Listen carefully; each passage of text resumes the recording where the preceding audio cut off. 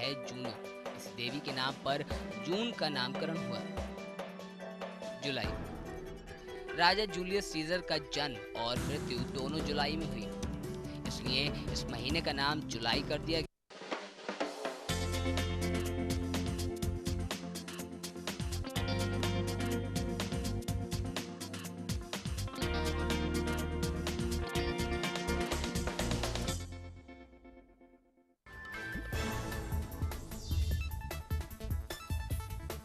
प्रधानमंत्री नरेंद्र मोदी ने भूटान के संसद में दिया भाषण। का भारत की मजबूती से भूटान को मिलेगा फायदा।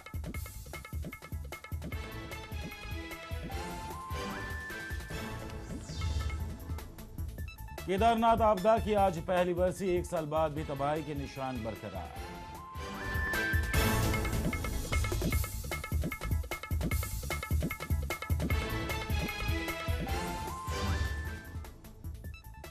एक बार फिर बढ़ सकते हैं प्याज के दाम। नासिक की प्याज मंडी में व्यापारियों ने आवाज बढ़ाने की अपील की।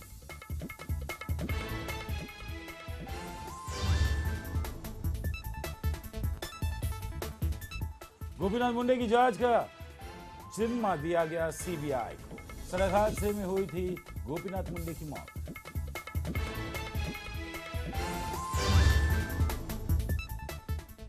मुंबई पुलिस ने प्रीति जिंटा के मामले में पुलिस ने 2 लोगों के बयान किए दर्ज। पुलिस नसवाड़िया और प्रीति जिंटा के ईमेल की भी करेगी जांच। बीसीसीआई अधिकारियों से भी होगी जांच। नमस्कार, मैं हूं प्रशांत तांगरे और आप तमाम दर्शकों का स्वागत है प्राइम टाइम में। और बढ़ते खबरों की सफर और बात करते हैं। बामरा इलाके का खेरवाड़ी फ्लाईओवर शुरू हो चुका है, जिसका उद्घाटन करने स्वयं सूबे के मुख्यमंत्री पृथ्वीराज चौहान पहुंचे।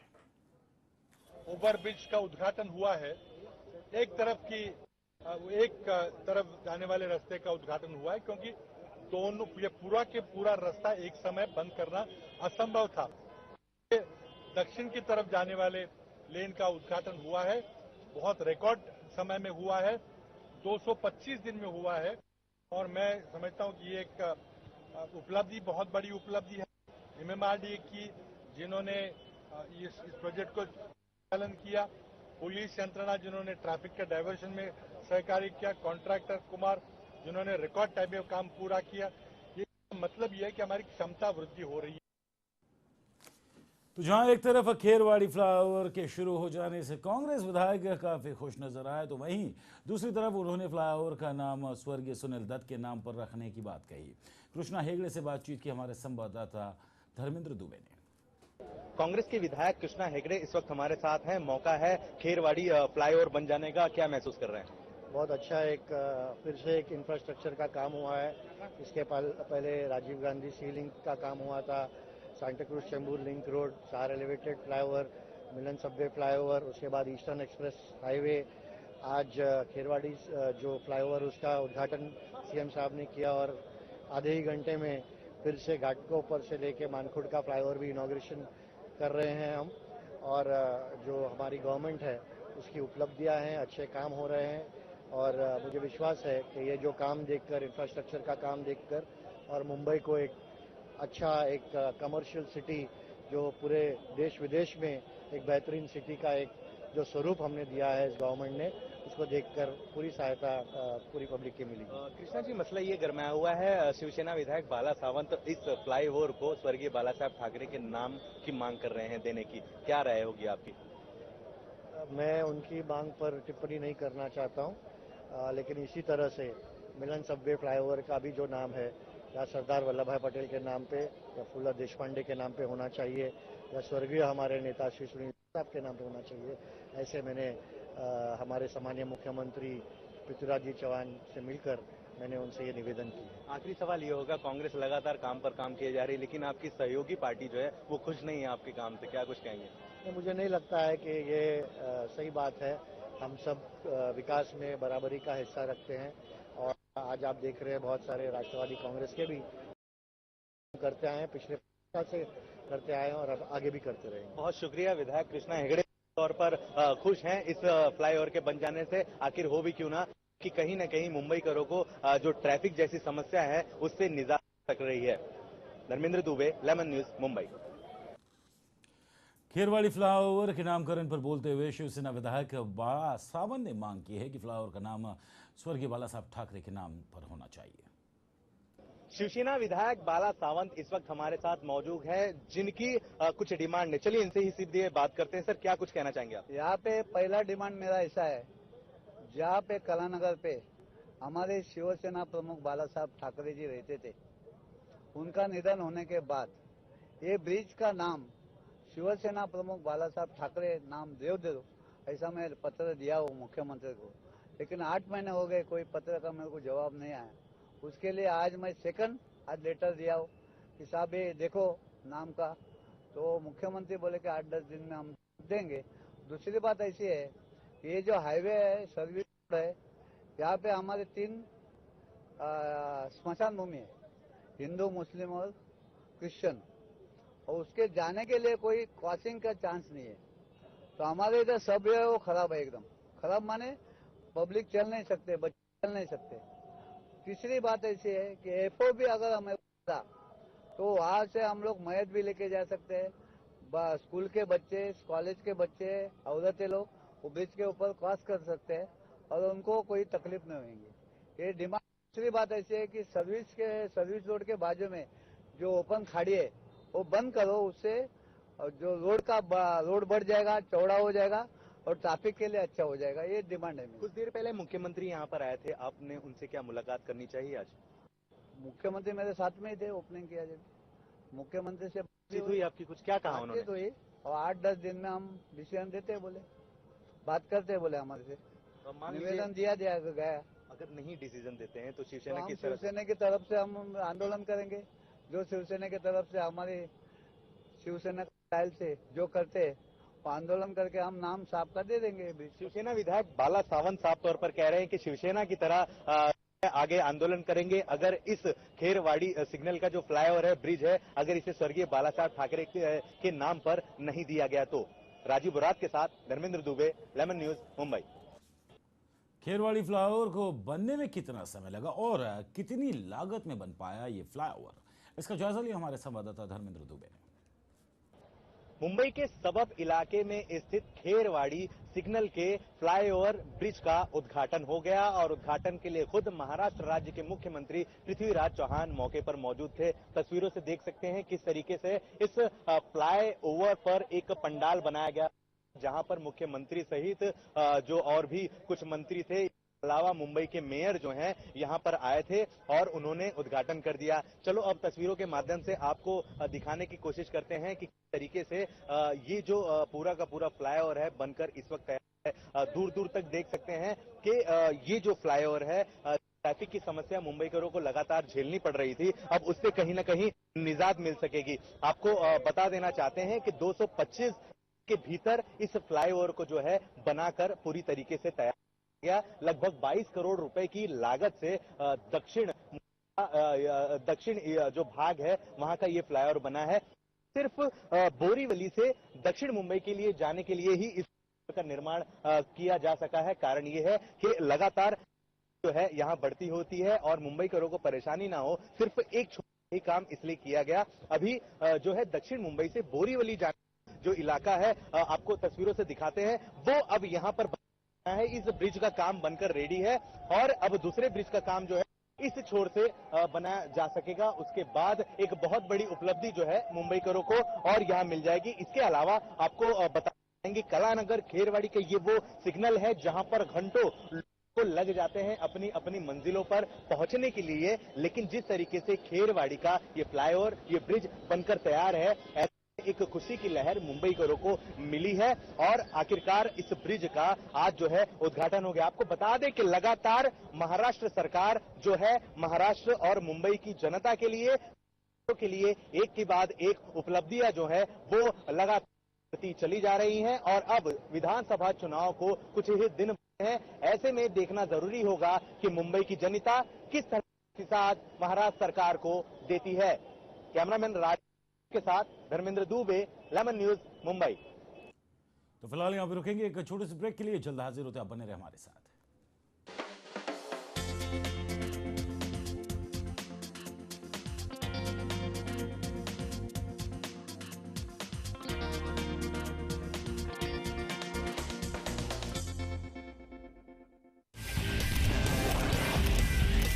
50%। ये जो वोटिंग है ये बम्पर माना जा सकता है।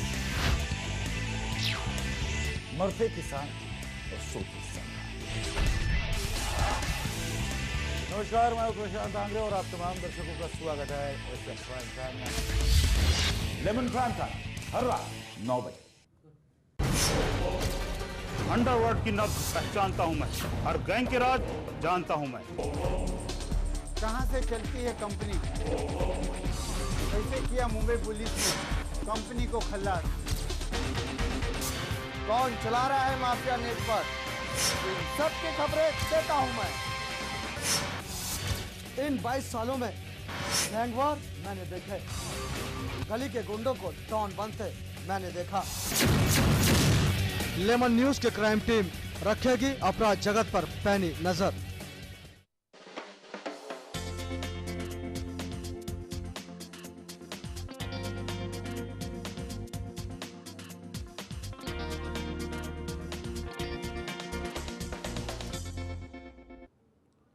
तो ब्रेक के बाद एक बार फिर आप तमाम दर्शकों का स्वागत है। बढ़ते खबरों की तरफ और बात करते हैं बॉलीवुड अभिनेत्री प्रीति जिंटा से छेड़छाड़ के मामले की जांच मुंबई पुलिस कर रही है। मुंबई पुलिस ने इस मामले में 2 लोगों के बयान दर्ज भी करवा लिए हैं। जांच से जुड़े अधिकारियों ने बताया कि 2 लोगों के बयान दर्ज किए गए जो उस वक्त मौजूद थे जब प्रीति जिंटा और नेसवाडिया के बीच झगड़ा हुआ था। पुलिस प्रीति जिंटा और नेसवाडिया के ईमेल को भी जांच करेगी। वहीं वाडिया अस्पताल के कर्मचारियों ने प्रीति जिंटा पर कानून के गलत इस्तेमाल का आरोप लगाया है और प्रीति के खिलाफ कार्रवाई की मांग की है। लिहाजा प्रीति जिंटा अब खुद इस मामले में घिरती नजर आ रही है।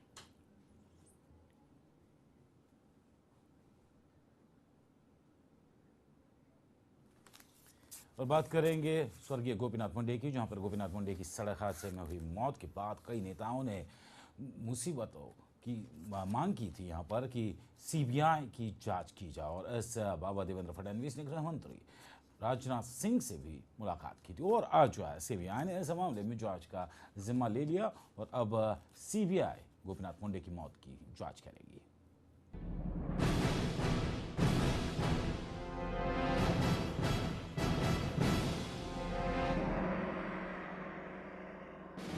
केंद्रीय मंत्री गोपीनाथ मुंडे की हुई रहस्यमय मौत के पीछे के राज जानने का जिम्मा आखिरकार सीबीआई को सौंप दिया गया है।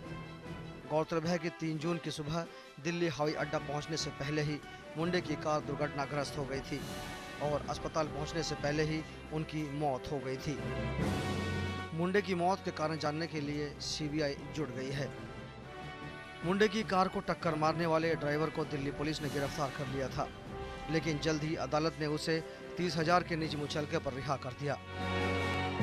कई वरिष्ठ नेताओं ने शंका जताई थी कि गोपीनाथ मुंडे की मौत के पीछे उन्हें किसी साजिश की बू आ रही है और उनकी मौत के पीछे के कारण जानने के लिए सीबीआई को पूरा जिम्मा दिया जाए। भावनाओं का आदर करके सीबीआई जांच पूरे हाथ, गोपीनाथ मुंडे जी की मौत का कारण ये जांच में आना चाहिए। सीबीआई की जांच हमारी मांग है। बहरहाल अब मुंडे की मौत की जांच सीबीआई कर रही है। सीबीआई ने कहा है कि जल्द ही जांच पूरी कर ली जाएगी और जल्द रिपोर्ट सरकार को सौंप दी जाएगी। Crime desk, lemon news.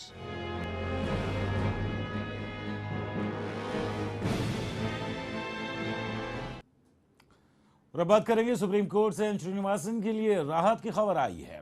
शीर्ष अदालत ने बिहार क्रिकेट एसोसिएशन की उस याचिका पर तत्काल सुनवाई से इनकार कर दिया है जिसमें श्रीनिवासन की आईसीसी चेयरमैन की उम्मीदवारी को चुनौती दी गई थी। पिछले हफ्ते भी कोर्ट ने ऐसी ही याचिका को ठुकरा दिया था।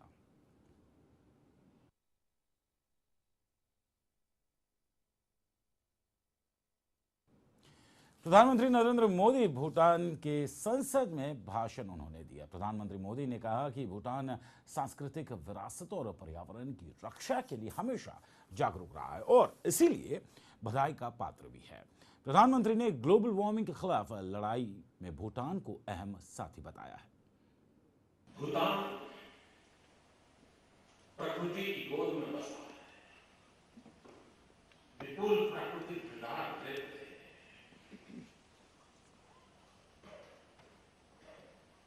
साथ साथ भूटान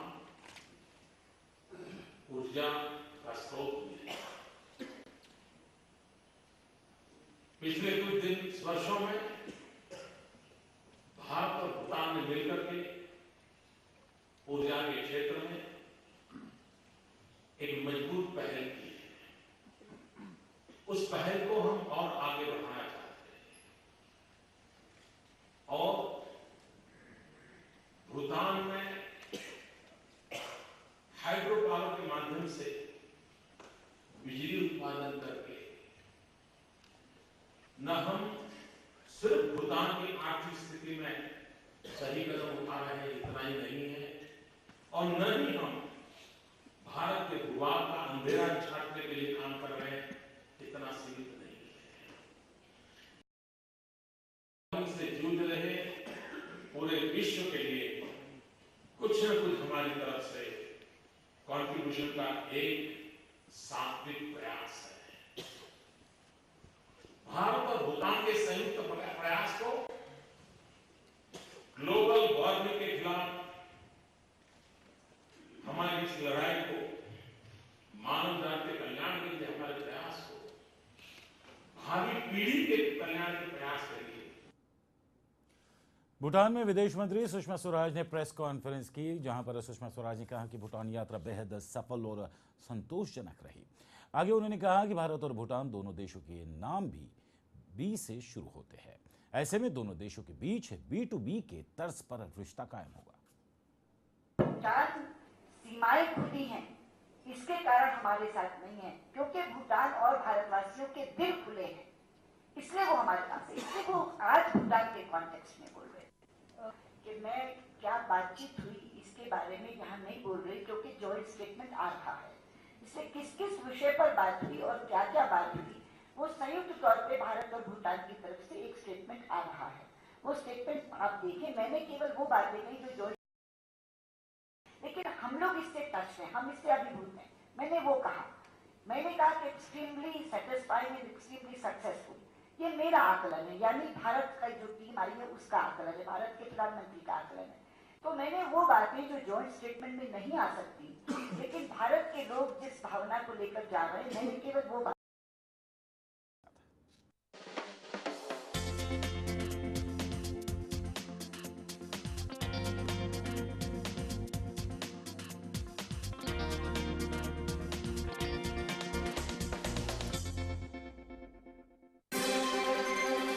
इसके बाद एक बार फिर आप सभी का स्वागत है मुद्दे की बात में। सवाल भारतीयता और अमेरिकी न्यायिक प्रक्रिया का नहीं है। आपस के डिफरेंसेस की वजह से एक व्यक्ति कांग्रेस के पास चला गया और एक उसके विरोध में चला गया।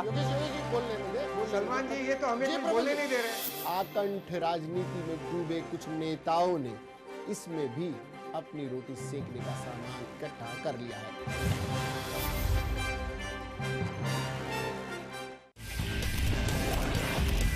जो परसेंटेज ऑफ वोटिंग है ये बम्पर माना जा सकता है। मरते किसान और सोती सरकार। नमस्कार, मैं प्रशांत आंग्रे और आप तमाम दर्शकों का स्वागत है एसएम प्राइम टाइम में। लेमन प्राइम टाइम हर रात 9 बजे।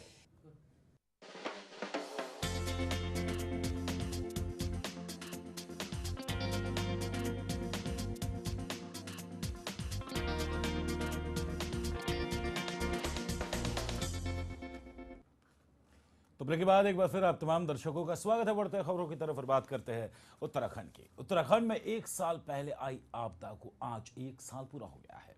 एक साल पहले पानी के जलजले से लोगों ने अपनी जान गंवाई थी, हजारों घर जमींदोज हो गए थे। आज एक साल बाद भी हालात सुधरे नहीं है। तीर्थयात्रियों की संख्या में आई गिरावट ने यहाँ के होटल्स, गेस्ट हाउस कारोबार की कमर तोड़ के रख दी है। पर्यटन व्यवसाय पर पूरी तरह निर्भर इस राज्य की बदहाली के दिन आ गए हैं।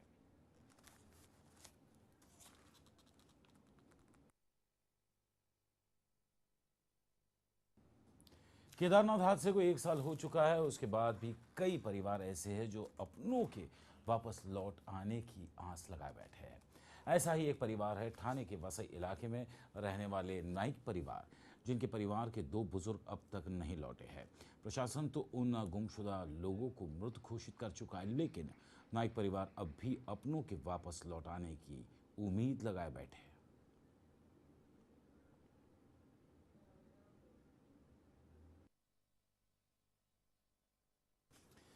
रेसिंग ट्रैक के बादशाह माइकल शूमाकर सोमवार को कोमा से बाहर आए। डॉक्टरों ने उन्हें उनकी सुधरती हालात को देखते हुए अस्पताल से ले जाने की इजाजत भी दे दी है। आपको बता दें कि माइकल शूमाकर पिछले 6 महीनों से कोमा में थे। एक हादसे में शूमाकर गंभीर रूप से घायल हुए थे, जिसके बाद वो कोमा में थे और अब उनकी सेहत में सुधार आया तो जाहिर है माइकल शूमाकर के प्रशंसकों के लिए ये एक बड़ी अच्छी खबर है।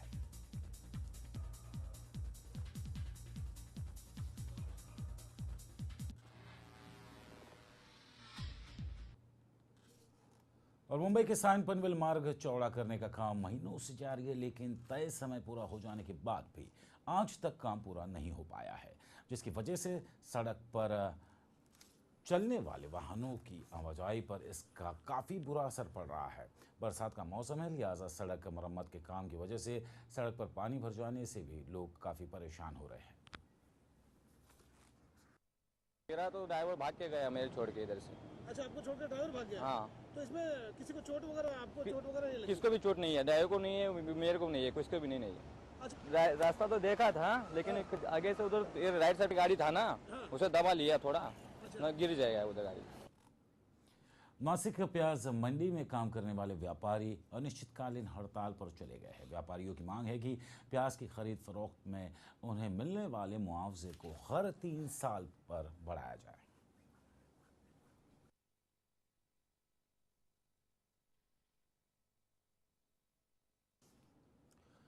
ठाणे के वसई और शाइन इलाके में एक महिला के साथ चेन स्नैचिंग का मामला सामने आया है। महिला के साथ हुई ये सारी घटना सीसीटीवी कैमरे में कैद हो गई है। सीसीटीवी फुटेज के जरिए आप देख सकते हैं कि किस तरह से बाइक सवार आते हैं और महिला के गले से चेन खींचकर फरार हो जाते हैं।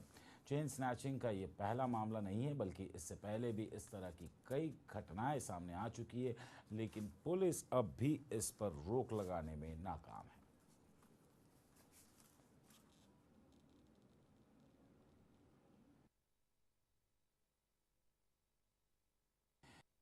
तमाम दर्शकों को बता दें कि एक महिला सड़क से चलती है, ठाणे का मामला है। सीसीटीवी फुटेज में आप देख सकते हैं 2 बाइक सवार पे आते हैं और ये देखिए किस तरह उस अकेली महिला जो चल रही है सड़क से, उसके गले से उसका मंगलसूत्र छीनकर फरार हो जाते हैं।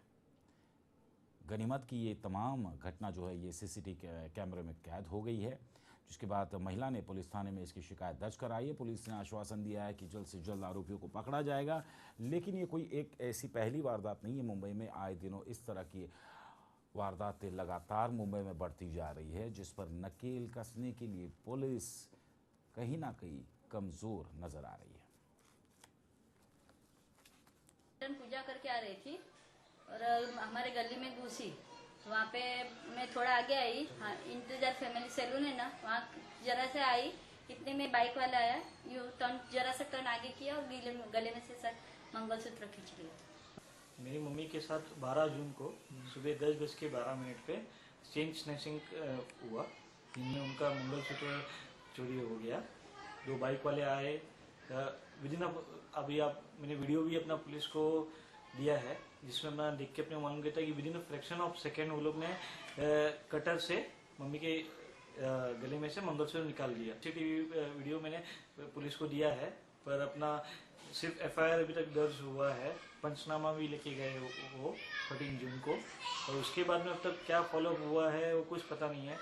अभी सीसीटीवी फुटेज से अपने को ये आ रहा है कि लाल कलर की यमाहा थी और उसका मम्मी ने वो घटना के टाइम पे नंबर देखा था 705 ये करके, वो लगभग 4.5 तोले का था, मतलब 45 ग्राम आप बोल सकते हैं। तो बात करेंगे राजकोट की, जहां पर कांग्रेस पार्षद गीता मछुड़िया ने महानगर निगम आयुक्त भादु को ज्ञापन सौंपा। दरअसल उनका विरोध था कि वार्ड नंबर 21 के अधिकारियों द्वारा इलाके में सही तरीके से कार्य नहीं किया जा रहा है और न ही उनकी दिक्कतों को सुना जा रहा है। कमिश्नर श्री को आवेदन दिया है कि जो 12 महीने पहले जो हमारे काउंसिलर ने जो रजूआत की थी उसका अभी तक कोई निकाल नहीं हुआ है। जो प्री मानसून की बारिश की बात है तो बारिश में गई साल जो रजूआत की थी उसकी वो 12 महीना बाद भी अभी कोई काम नहीं हुआ है। और जो पानी का प्रश्न है तो अभी जो थोड़ा सा बारिश पड़ी तो वो घर में 2-2 फुट पानी भरा गए। और कोल्हापुर गोवा हाईवे पर गोवा राज्य परिवहन की बस पेड़ से टकरा गई। इस हादसे में 4 यात्रियों की मौत हो गई और 20 यात्री घायल है, जिन्हें पास के अस्पताल में इलाज के लिए भर्ती कराया गया।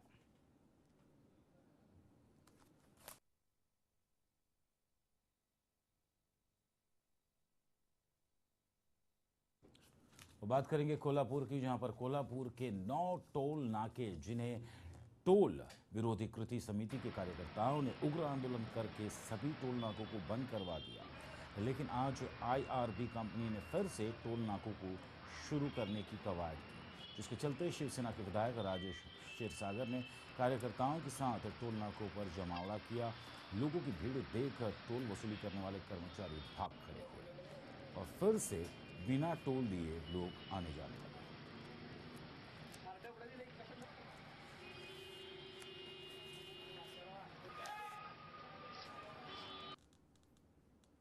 मुंबई में हाई टाइड की वजह से एक शख्स की मौत हो गई है। यह हादसा उस वक्त हुआ जब कुछ लोग गिरगांव चौपाटी पर हाई टाइड का मजा लेने पहुंचे थे। तभी समंदर की ऊंची लहरों में एक व्यक्ति बहने लगा। उसको बचाने पानी में उतरा शख्स पानी की लहरों में डूब गया। फायर ब्रिगेड और स्थानीय लोगों की मदद से एक शख्स को तो बचा लिया गया, जबकि दूसरे का कोई पता नहीं चल सका है।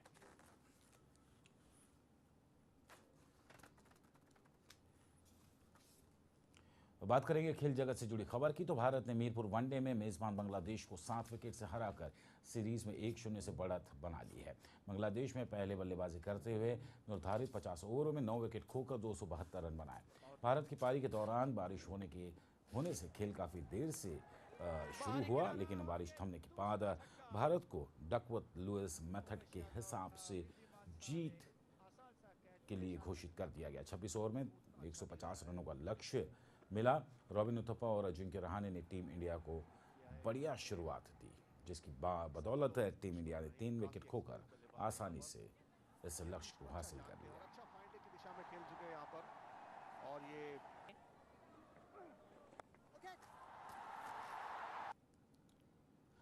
फीफा वर्ल्ड कप में रविवार को खेले गए मुकाबले में स्विट्जरलैंड ने इक्वाडोर को 2-1 से हरा दिया। इंटरवल तक 1-0 की बढ़त लेने वाले इक्वाडोर इंटरवल के बाद अपनी लय बरकरार नहीं रख पाए। स्विट्जरलैंड ने मौके का भरपूर फायदा उठाया और मैच की जीत अपने नाम कर ली।